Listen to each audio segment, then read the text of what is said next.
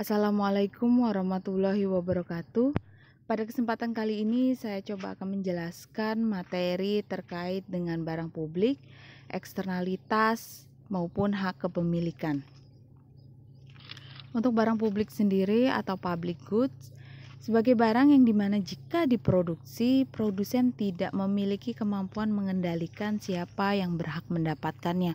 Artinya ketika barang publik itu dihasilkan, maka setiap orang itu berhak untuk menikmatinya, sedangkan produsen tidak memiliki hak untuk melarang seseorang untuk menikmati dari barang publik itu sendiri. Barang publik itu kalau dilihat dari sisi konsumsi itu diklasifikasikan apakah barang tersebut menimbulkan ketersaingan untuk mengkonsumsinya atau tidak. Jadi artinya di sini adalah apakah barang tersebut memiliki ketersaingan antar konsumen dalam menikmati barang publik tersebut. Kemudian dari sisi kepemilikan, suatu barang dapat dilihat dari kemampuan si pemilik, dalam hal ini produsen, untuk mencegah pihak lain untuk memilikinya. Jadi ketika ada satu orang yang sudah menikmati barang publik tersebut, apakah ada kemampuan untuk melarang orang lain untuk menikmati dari barang publik tersebut? Dari sisi konsumen, apakah konsumen memiliki hak atau tidak untuk mengkonsumsinya? Jadi barang publik ini bisa diklasifikasikan ya, dilihat dari 3 hal, dari sisi konsumsi, dari sisi kepemilikan maupun dari sisi konsumen. Kemudian sifat barang publik itu ada 2. Yang pertama adalah non-rivalry, ya, tidak ada ketersaingan. Artinya adalah siapa saja yang menikmati barang tersebut adalah tidak memiliki saingan. Siapa saja bisa menikmati, ya. Jadi di sini adalah tidak habis, ya. Kemudian barang publik memiliki sifat non-rivalry dalam mengkonsumsinya, artinya konsumsi seseorang terhadap barang publik tidak akan mengurangi konsumsi orang lain terhadap barang yang sama. Jadi ketika ada seseorang yang sudah mengkonsumsi barang publik ini, maka ketika ada orang lain yang mau mengkonsumsi itu tidak akan mempengaruhi konsumsi dari konsumen yang sebelumnya sudah mengkonsumsi. Contohnya adalah udara, ya, lampu penerangan. Jadi ketika seseorang sudah ada orang yang sudah menghirup udara, maka orang lain juga berhak untuk menghirup udara, dan itu tidak akan mempengaruhi satu sama lain. Kemudian yang kedua adalah non-excludable, ya, tidak ada larangan, artinya sulit untuk melarang orang lain untuk mengkonsumsi barang yang sama. Contohnya adalah pemandangan di laut. Jadi artinya ketika ada seseorang yang memang dia berkunjung ke laut, maka setiap orang yang ada di laut itu berhak untuk menikmati pemandangan. Tidak ada larangan, oh saya boleh memandang laut ini, yang si B tidak boleh. Kemudian yang kedua adalah menangkap ikan di alam atau memancing. Jadi setiap orang itu berhak untuk memancing misalnya ikan di sungai. Jadi artinya dia tidak memiliki larangan untuk menikmati barang tersebut. Ya, yang kedua ada yang disebut dengan eksternalitas, ya. Nah, ada suatu hal atau segala hal yang diperhitungkan dalam produksi barang dan jasa. Contohnya apa? Misalnya adalah seluruh biaya yang dikeluarkan. Makanya dalam suatu perusahaan itu ketika kita mau mencari keuntungan atau laba, itu adalah penerimaan dikurangi dengan total biaya. Artinya adalah semua biaya yang diperhitungkan dalam kegiatan perusahaan atau kegiatan produksi barang dan jasa. Misalnya bahan baku, tenaga kerja, biaya pemasaran, biaya promosi, dan lain sebagainya. Tapi ada juga yang disebut dengan eksternalitas, ya. Apa itu eksternalitas? Hal lain yang tidak diperhitungkan dalam produksi barang atau jasa. Jadi artinya dia merupakan dampak dari kegiatan produksi tersebut. Misalnya adalah ada suatu produsen, dia menghasilkan pabrik tepung tapioka, ya. Nah, di sini yang diperhitungkan dalam oleh perusahaan apa saja? Pasti biaya-biaya yang dikeluarkan. Tapi ada hal lain yang tidak diperhitungkan oleh perusahaan. Contohnya apa? Limbah yang dikeluarkan oleh perusahaan tersebut. Kalau pabrik tapioka apa contohnya? Limbah pencemaran udara, apa, menimbulkan bau yang tidak sedap.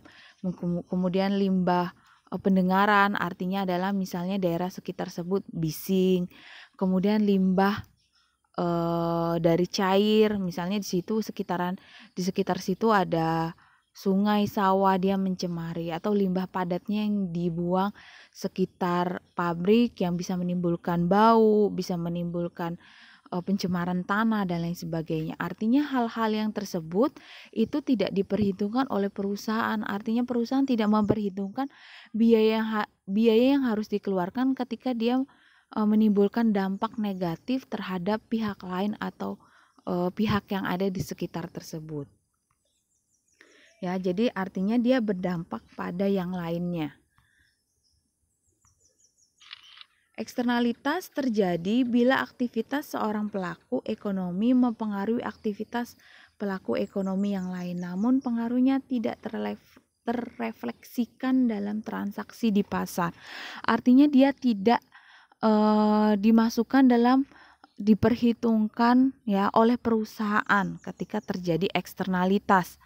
Contohnya adalah pabrik bahan kimia mengeluarkan bahan beracun, ya, yang seharusnya ada kompensasi kepada pelaku yang terkena. Jadi ketika ada pabrik bahan kimia, dia mengeluarkan bahan beracun, mencemari sungai, mencemari sawah, itu pasti dia berdampak kepada pihak lain. Siapa pihak lainnya? Bisa masyarakat sekitar, bisa petani yang memiliki sawah, yang dimana itu akan merugikan pihak lain. Makanya di sini adalah seharusnya perusahaan itu menyediakan kompensasi, tapi pada kenyataannya itu kompensasi tersebut tidak diperhitungkan dalam kegiatan perusahaan. Makanya dia di sini dikatakan tidak terrefleksikan pada transaksi di pasar. Kebisingan lalu lintas pesawat di bandara, kebisingan lalu lintas kereta api misalnya, sampah yang mengotori sungai. Jadi artinya adalah sebagian besar memang eksternalitas ini dia berdampaknya adalah negatif terhadap pihak lain. Tapi ada juga eksternalitas positif. Eksternalitas terjadi jika kegiatan produksi atau konsumsi dari satu pihak mempengaruhi utilitas atau kegunaan dari pihak lain secara tidak diinginkan. Artinya adalah dampak yang ditimbulkan dari kegiatan tersebut itu akan mempengaruhi pihak lain, ya. Dan pihak pembuatan eksternalitas tidak menyediakan kompensasi terhadap pihak yang terkena dampak. Ini yang seperti saya jelaskan tadi, bahwa di sini kenapa dia kenapa di sini dia disebut eksternalitas? Artinya kegiatan produksi tersebut dia menimbulkan dampak terhadap pihak lain. Nah, di mana dampak tersebut itu perusahaan ataupun produsen itu tidak menyediakan kompensasi terhadap pihak yang terkena dampak, ya. Atau contoh lain selain pabrik limbah, misalnya jalan macet, asap rokok, musik terlalu keras, artinya adalah yang menimbulkan dampak terhadap pihak lain. Jadi ketika kita melakukan sesuatu kemudian ada dampak terhadap orang lain dan itu merugikan orang lain, kemudian kita tidak menyediakan kompensasi, maka itu termasuk dalam eksternalitas. Eksternalitas merupakan dari pandangan Friedman tahun 90 itu ada yang disebut sebagai eksternalitas positif, ya. Jadi eksternalitas itu memang dia ada positifnya. Apa saja eksternalitas positif itu, ya. Jadi di sini adalah eksternal positif akan menghasilkan barang publik, contohnya adalah berhenti merokok menyebabkan artinya eksternalitas jika eksternalitas negatif itu tidak diproduksi, maka akan menghasilkan barang publik, ya. Contohnya tadi ketika seseorang itu merokok, maka eksternalitas yang ditimbulkan adalah pencemaran dari asap rokoknya, ya. Jadi udara menjadi tercemar, kemudian pihak lain itu adalah berdampak pada menghirup dari udara yang sudah tercemar dari asap rokok. Tapi ketika seseorang itu berhenti tidak merokok, dampaknya adalah eksternal barang publik, contohnya apa? Udara menjadi bersih. Kemudian tipe eksternalitas itu ada eksternalitas teknologi, ya, karena adanya perubahan konsumsi atau produksi oleh pihak lain yang lebih bersifat teknis. Yang kedua adalah eksternalitas pecuniary, ya, karena adanya perubahan harga dari beberapa input maupun output. Harwick dan Oliver ya tahun 98 itu membagi dua contoh eksternalitas, yaitu eksternalitas privat, yaitu melibatkan hanya beberapa individu, bahkan bisa bersifat bilateral dan menimbulkan spillover atau limpahan kepada pihak lain. Kemudian ada yang disebut dengan eksternalitas publik, terjadi apabila barang publik dikonsumsi tanpa pembayaran yang tepat, karena sifat barang publik itu adalah pemanfaatan oleh satu pihak, itu tidak mengurangi kuantitas untuk dimanfaatkan pihak lain, namun bisa saja kuantitas dari barang publik tersebut adalah berkurang. Jadi ketika seseorang tersebut menikmati barang publik ya, kemudian dia bisa menimbulkan eksternalitas. Nah, eksternalitas itu dia memang eksternalitas yang ditimbulkan itu tidak mempengaruhi dari konsumsi dari seseorang ketika dia mau mengkonsumsi juga, tapi akan mempengaruhi kualitas dari barang publik yang sama-sama mau dikonsumsi. Contohnya jalan raya. Nah, jalan raya ini ketika banyak orang ingin menikmatinya ya, kemudian banyak ya yang melewati, maka menimbulkan macet misalnya. Nah, kemudian macet ini akan menimbulkan penurunan kualitas dari barang publik tersebut. Misalnya adalah polusi udara, kemudian jalannya menjadi tidak lancar, artinya adalah kualitas dari barang publik jalan raya itu akan menjadi berkurang. Kemudian eksternalitas berkaitan dengan efisiensi alokasi sumber daya. Efisiensi alokasi sumber daya terkait dengan pengaturan kelembagaan dan dengan berbagai cara. Yang pertama adalah pengaturan kelembagaan kediktatoran, yang kedua pengaturan kelembagaan perencanaan terpusat, yang ketiga adalah pengaturan kelembagaan mekanisme pasar yang menghasilkan alokasi yang efisien. Misalnya perusahaan menghasilkan limbah, pabrik misalnya contohnya pabrik tapioka, limbah yang dihasilkan adalah padat, cair, dan gas. Jadi di sini adalah harus ada kompensasi terhadap dampak yang ditimbulkan dari kegiatan produksi tersebut.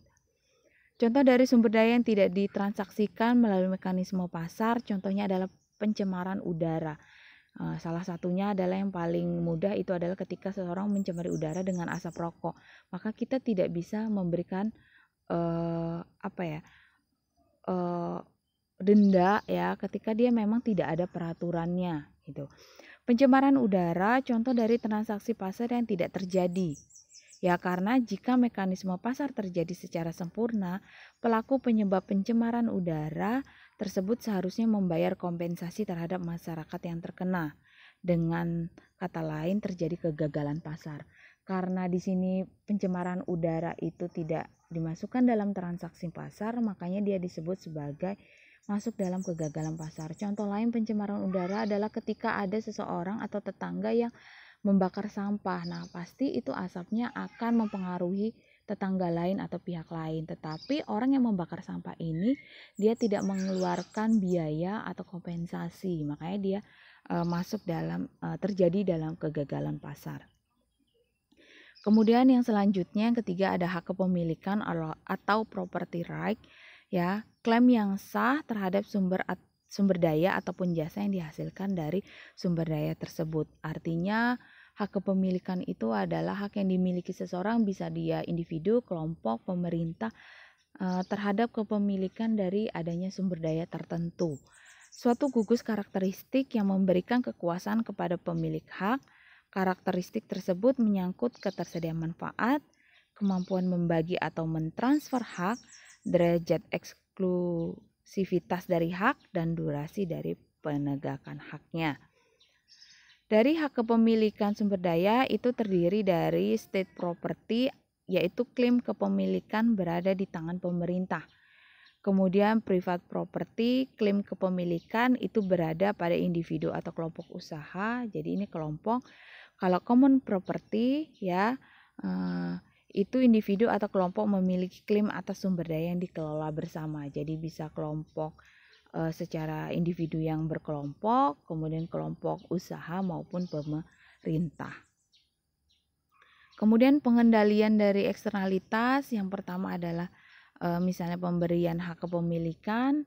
Yang kedua bisa diperlakukannya adalah pajak. Artinya eksternalitas ini baik cara pemberian hak kepemilikan maupun pemberlakuan pajak ini sama-sama dia akan memberikan kompensasi terhadap dampak yang ditimbulkan ya. Jadi dampak apa saja yang ditimbulkan, kemudian kompensasi yang diberikan itu apa saja. Demikian penjelasan dari saya akhiri. Assalamualaikum warahmatullahi wabarakatuh.